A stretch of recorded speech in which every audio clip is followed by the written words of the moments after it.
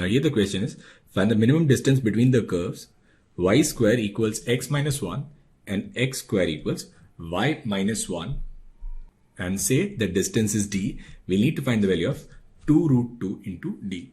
So first we have this parabola, which is y square equals x minus 1. So parabola opening right and shift it to 1, 0.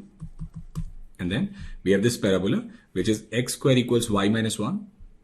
So parabola opening upwards, again shifted 1 units. Now we need to find minimum distance between these two curves. Now what we know is minimum distance, it occurs along a common normal. Now we need to find common normal between these two parabolas. But in this question, solving common normal won't be that easy, because here we have this first form and third form, and this equation will be really complicated. But if we look at these two equations, y square equals x minus 1 and x square equals y minus 1, they're closely related. If we'll interchange x and y, then from first we'll get second equation, and from second we'll get first equation. So basically these two parabolas, they are inverse parabolas of each other.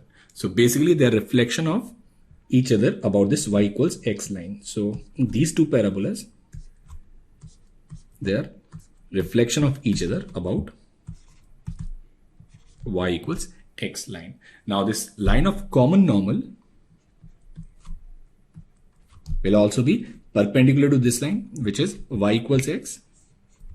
So slope of this line is 1. So we need to find points on these curves, say A and B, whose slope of normal is simply minus 1.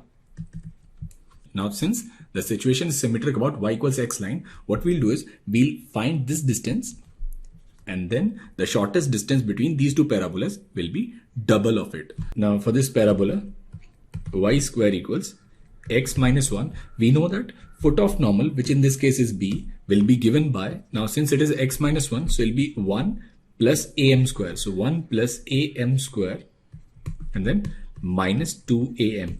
Now a in this case is 1 by 4 and the value of m is simply minus 1.